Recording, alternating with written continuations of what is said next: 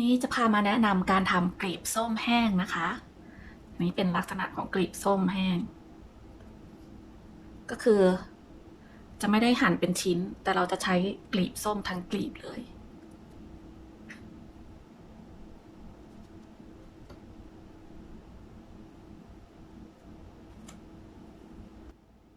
ส้มที่ใช้จะเป็น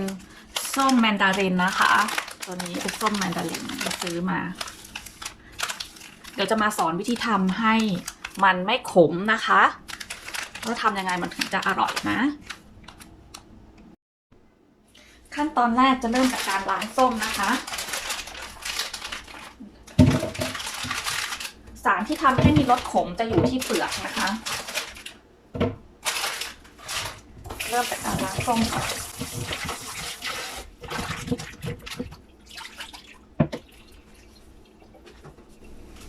แล้วก็ใช้เกลือในการขัดผิวส้ม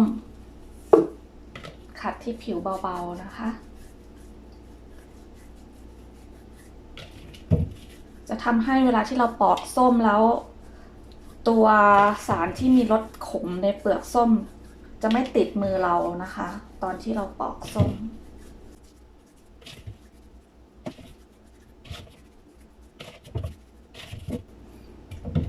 จากนั้นก็ล้างด้วยน้ำเปล่าก่อน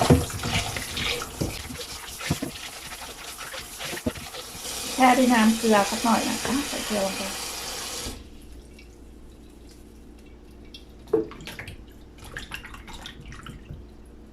ขั้นตอนนี้จะเป็นการขจัดรสขมจากเปลือกนะคะ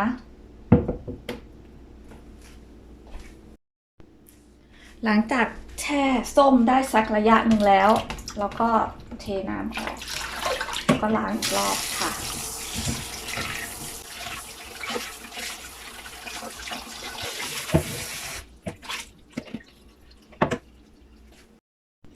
จะรอผึ่งให้แห้งหรือว่าจะเช็ดให้แห้งก็ได้นะคะก่อนที่เราจะเอามาทำขั้นตอนต่อไป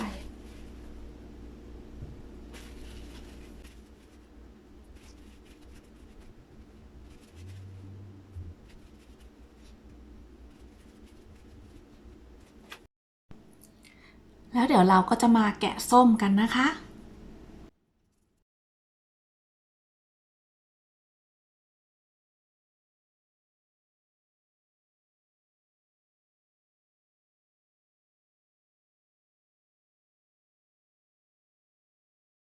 อันนี้เนี่ยตัวขาวๆตรงนี้มันอาจจะออกยากนิดนึงก็ต้องอาศัยตัวช่วยนิดนึงนะคะด้วยการใช้มีดตัวเนี้ยในการขูดมันออก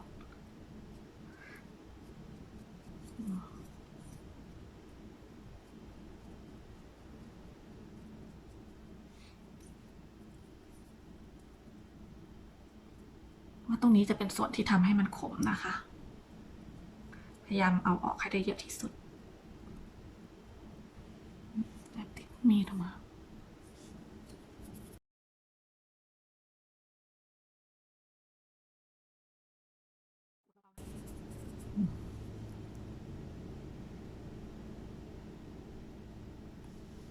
สวยงาม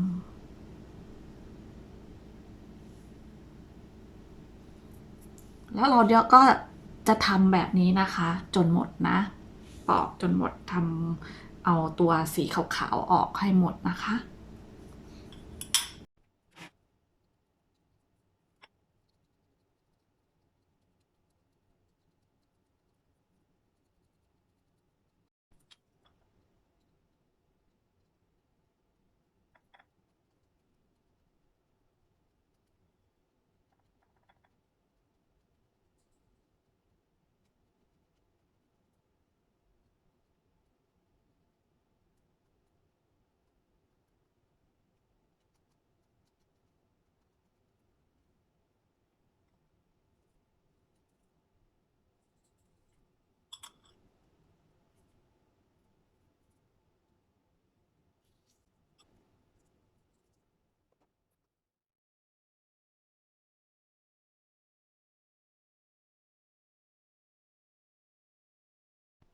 อันนี้เป็นส้มที่แกะเรียบร้อยแล้วนะคะ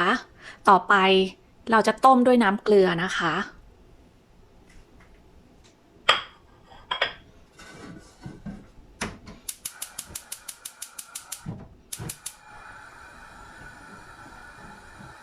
ต้มน้ำให้เดือดนะคะ เดี๋ยวเราจะใส่เกลือลงไป การต้มด้วยเกลือ อันนี้จะเป็นการช่วยกำจัดความขมของไอตัวสีขาวๆที่อยู่กับส้มนะคะออกไปค่ะ ตอนนี้น้ำเริ่มเดือดแล้วนะคะ เราก็จะทำการใส่เกลือลงไปนะ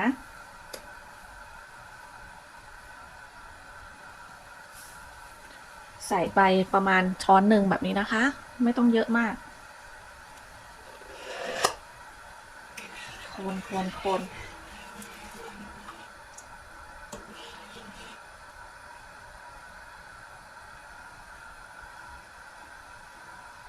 แล้วก็ลดไฟลงนะคะ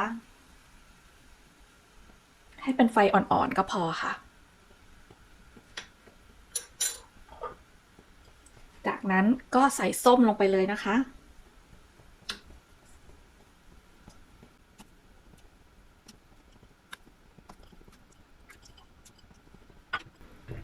ขั้นตอนนี้ไม่ได้ทำนานนะคะ ใช้เวลาแค่ประมาณ 1-2 นาทีก็พอนะคะ เพราะว่าถ้าเกิดต้มนานแล้วถ้าต้มไฟแรงเนี่ยตัวกลีบของส้มมันจะแตกนะคะ ผ่านไป1 นาทีแล้วนะคะ เราก็จะมาทำการล้างน้ำเกลือออกนะคะ เพื่อไม่ให้ส้มเค็ม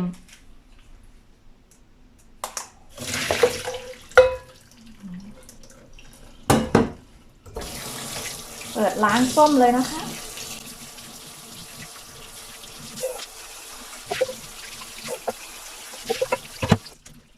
การล้างส้มนอกจากจะทำให้ส้มไม่เค็มแล้วก็จะล้างน้ำที่มันมีความขมออกนะคะจากส้ม หลังจากที่เราล้างน้ำเกลือออกแล้วนะคะ เดี๋ยวเราก็จะมาต้มน้ำตาล น้ำตาลตัวนี้เราไม่ได้ต้มให้ส้มหวานนะคะ แต่ตัวน้ำตาลจะเป็นการช่วยในกระบวนการอบแห้ง เพราะฉะนั้นเราไม่ได้จำเป็นต้องใส่น้ำตาลเยอะนะคะ ตอนนี้น้ำเริ่มเดือดแล้วนะคะ เดี๋ยวเราก็จะใส่น้ำตาลทรายขาวลงไปนะคะ นี่ก็ใส่แค่ประมาณช้อนเดียวก็พอ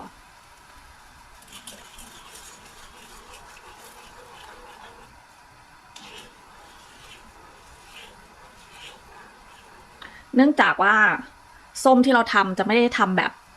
หวานๆนะคะ เพราะว่าเราไม่ต้องการให้มันมีน้ำตาลอยู่ในผลไม้ที่เรากินมาก ดังนั้นเราก็จะไม่ใส่เยอะนะคะ ตัวน้ำตาลจะช่วยในกระบวนการที่ทำให้น้ำในส้มระเหยออกมาจากผิวของมันได้เร็วขึ้นนะคะ จะช่วยตอนอบแห้งนะคะ เราก็ใส่ส้มลงไปเลยนะคะ เบาไฟลงด้วยนะคะ ขั้นตอนนี้จะต้มประมาณ5 นาทีนะคะ ส้มให้มันจมลงในน้ำให้หมดนะคะ ไม่จำเป็นต้องคนก็ได้นะคะ สามารถทิ้งไว้แบบนี้ได้เลยจนครบ5 นาที ส่วนไฟให้ใช้ไฟเบาๆนะคะ ไม่ต้องใช้ไฟแรง เดี๋ยวพอครบ5 นาทีแล้วเราจะเอาไปล้างน้ำอีกทีหนึ่งนะคะ ระหว่างที่เรารอส้มนะคะ เราก็จะมาเตรียมถ้วยใส่น้ำแข็งเอาไว้เป็นน้ำเย็นนะคะ เอาไว้แช่ส้มเพื่อให้มันคลายร้อนค่ะ ตอนนี้ก็ครบ5 นาทีแล้วนะคะ เดี๋ยวเราจะทำการล้างส้มก่อนนะ เพราะว่าน้ำในนี้เนี่ยมันจะเป็นน้ำที่จะมีรสขมนะคะ เพราะว่ามันขับสารที่มันเป็นรสขมออกมากับน้ำ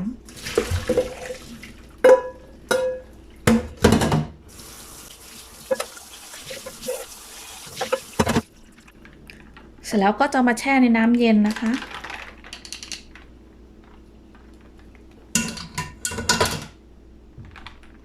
เพื่อให้ตัวส้มเย็นลงนะคะ แล้วเดี๋ยวเราก็จะเอามาวางผึ่งก่อนที่จะเอาไปอบค่ะ อันนี้เป็นเตาที่จะใช้อบวันนี้นะคะ ซื้อมาจาก Amazon ถ้าเกิดใครสนใจเดี๋ยวจะใส่ลิงก์ไว้ให้นะคะ จะมี4 ชั้นนี้ซึ่งเป็นชั้นสแตนเลส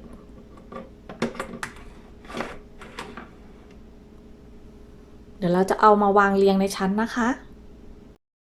ต่อไปก็จะเป็นการจัดวางส้มใส่ตะแกรงนะคะ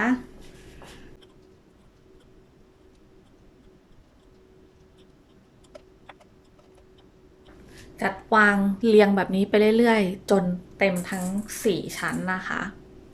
อันนี้จะมี4ชั้นก็จัดวางเรียงไปเรื่อยๆเลยนะคะ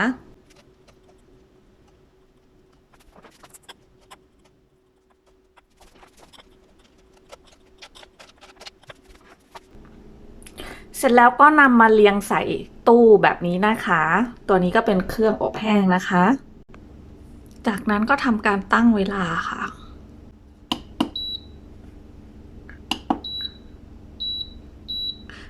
ใช้อุณหภูมิต่ำนะคะที่131องศาฟาเรนไฮต์ต่อไปก็เป็นตั้งเวลานะคะ อันนี้จะใช้เวลาเยอะหน่อย14ชั่วโมงเรียบร้อยจากนั้นเราก็รอเวลาไปค่ะ อันนี้เป็นหลังจากที่เราตั้งเวลาเสร็จไปแล้วนะคะ เดี๋ยวเราจะมาดูกันนะว่ามันเป็นยังไง แต่อันนี้ก็คือยังไม่เสร็จนะเดี๋ยวเราต้องทำต่อนะคะ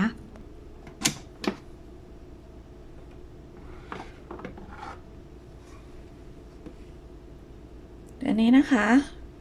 อันนี้หลังจากที่อบรอบแรกนะ จะเห็นได้ว่ามันยังไม่ค่อยแห้งเท่าไหร่นะคะ แต่ก็แห้งลงเยอะแล้วแต่ข้างในก็ยังมีน้ำอยู่ เดี๋ยวเราจะทำการพลิกกลับอีกด้านหนึ่งทำแบบนี้ทุกอันนะคะ แล้วเดี๋ยวเราจะใส่เข้าไปใหม่ค่ะ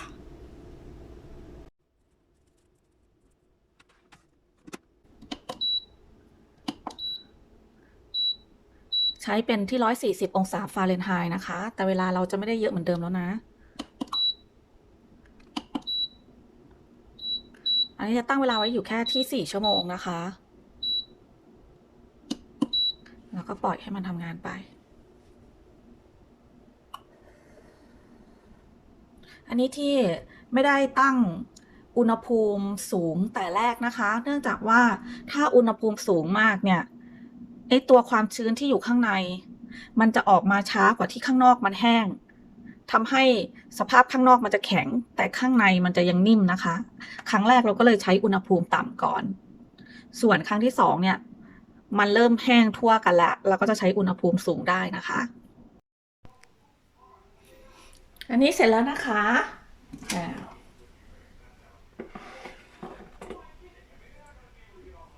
อันนี้นะ อันนี้เป็นอันที่เสร็จเรียบร้อยแล้วนะคะ แห้งดีเรียบร้อยแล้วนะอันนี้แห้งแล้วก็จะเป็นแบบนี้นะคะ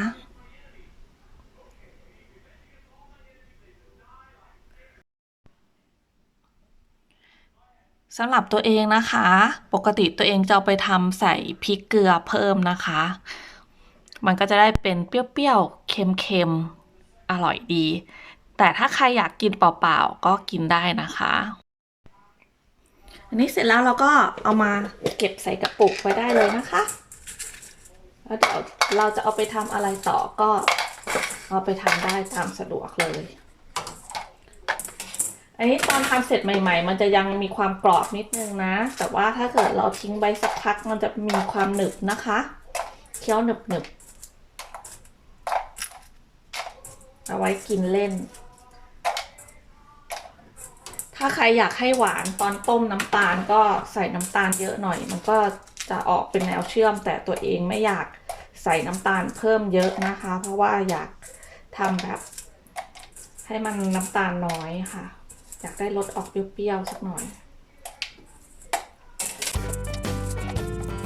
ถ้าชอบคลิปนี้ฝากกดไลค์กดแชร์เพื่อเป็นกำลังใจให้กันด้วยนะคะขอบคุณค่ะ